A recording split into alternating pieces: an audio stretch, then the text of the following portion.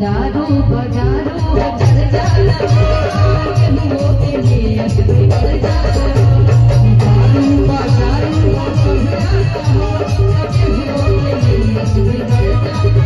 चल चखना है दुनिया को चल चखना है दुनिया को ये बात हम बरसे ना हम भी बोल सकते हैं चलिए चिखना के काम है घुघुनिया का हम बदलते देखे कैसे न तुझे बदल नोट बरसे ला तू गरिया नोट बरसे ला तू गरिया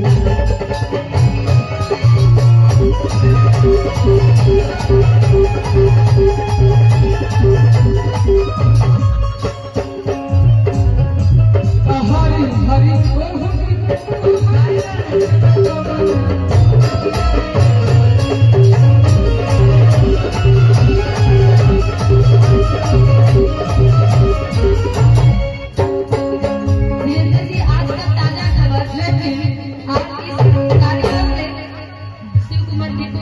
मिला प्यारा सा चैन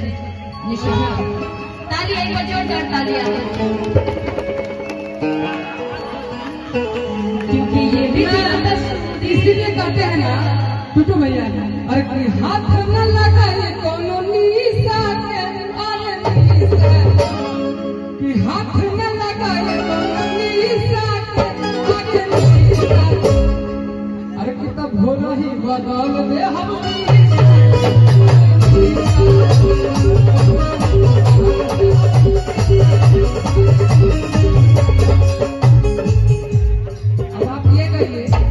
अरे किसुनवा के लौकते आसी करिया हो आसी करिया बोल के कर दी हल टूटू भैया जब तू चैन ले लो तब कहता नहीं तब तो हर गलिया पर्दा के सामिया बता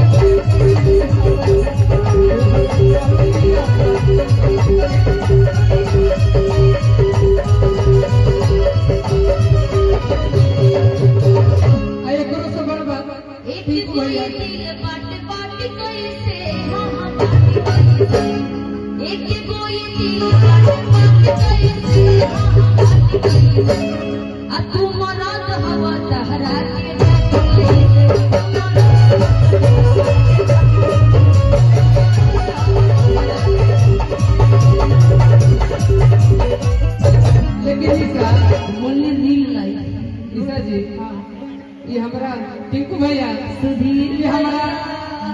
कहीं से ऐसा चले लोग कह रहे हैं कि 365 दिन गाला में रखी है लेकिन मंच बा सब लोग वीडियो बनाता है वीडियो बनाता नो हम 2 महीना के अंदर तारा हम चैन गिफ्ट करें ये हमारे दे दिया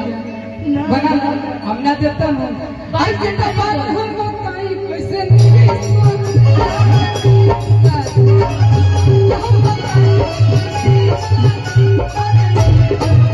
एक बार धीरेन्द्र जी को भी ये डांस सिखा दीजिएगा और हाँ जब ये विधायक का चुनाव लड़ेंगे ना तब हम लोग दोबारा आएंगे आप बुलाते रहेंगे हम नहीं आएंगे जब आप विधायक का चुनाव लड़ेंगे तब आएंगे हर साल आना है आप चुनाव लड़ेंगे तब आएंगे हाँ कब कहते हैं ऊपर से बाबा महावीर गइले ऊपर से बाबा महावीर गइले हमरा दोनों के गोरावा